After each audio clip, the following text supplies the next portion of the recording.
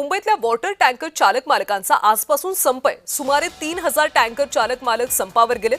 केंद्र सरकारच्या नव्या भूजल नियमांच्या निषेधार्थ हा निर्णय घेण्यात आला। संपामुळे बांधकाम प्रकल्प, रुग्णालय, हॉटेल्स, मॉल्स आणि रेल्वे सेवांवर परिणाम होण्याची शक्यता आहे। मुंबई वॉटर टँकर्स असोसिएशन आज मुख्यमंत्र्यांची चर्चा करणार अशी माहिती मिळते। प्रशासन आणि टँकर संघटनेत तोडगा न निघाल्यास मुंबईमध्ये पाणी टंचाई तीव्र होण्याची भीती व्यक्त केली जाते। मुंबईत सध्या 10% पाणी कपात लागू असताना हा संप अधिक चिंतेचा विषय ठरतो।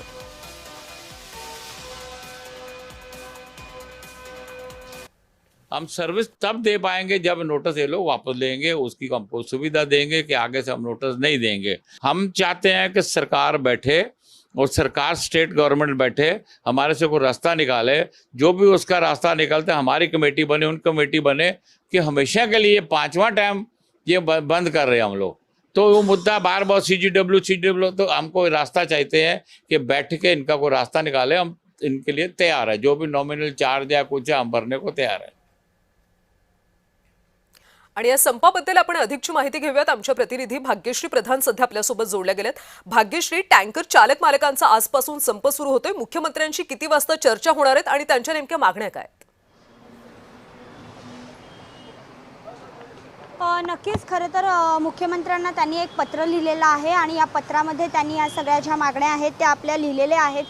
सध्या मुंबईमध्ये जर बघितलं तर 400च्या वर जे आहेत ते टँकर चालक सदस्य आहेत आणि हे सगळे सदस्य जे आहेत ते आज संपावर जे आहेत ते गेलेले पाहायला मिळत आहेत। खरं तर रात्रीपासूनच त्यांनी संप जे आहे ते सुरू केलेलं आहे। माझ्या मागे जर आपण बघितलं तर एक वॉटर टँकर आपल्याला इथे देखील रस्त्यावर उभा असलेला पाहायला मिळतोय। जवळपास सगळीकडेच आज संपूर्ण मुंबईमध्ये रस्त्यावर चौकामध्ये वॉटर टँकर जे आहेत ते बाजूला उभे करण्यात आलेले आहेत आणि आता संप जो आहे तो त्यांचा सुरू झालेला आहे। खरं तर मुख्यमंत्र्यांना पत्र जे आहे ते देखील त्यांनी लिहिलेलं होतं। या पत्रामध्ये त्यांनी म्हटलेलं होतं की मोठा फटका जर आमचं वॉटर टँकर बंद झाला तर पडू शकतो, कारण सगळ्यात जास्त मुंबईमध्ये शासकीय असतील, निमशासकीय कार्यालय असतील, त्याचबरोबर बांधकामं असतील, या सगळ्या ठिकाणी वॉटर टँकर महत्त्वाचा असतो। आणि या व्यतिरिक्त जर आपण बघितलं तर सध्या 10% पाणी कपात जी आहे ती देखील करण्यात आली आहे। त्यामुळे बऱ्याच मोठ्या सोसायट्या आहेत, या सोसायट्यांना पाणी पुरत नाही आहे, त्यामुळे वॉटर टँकर मागवावे लागतात।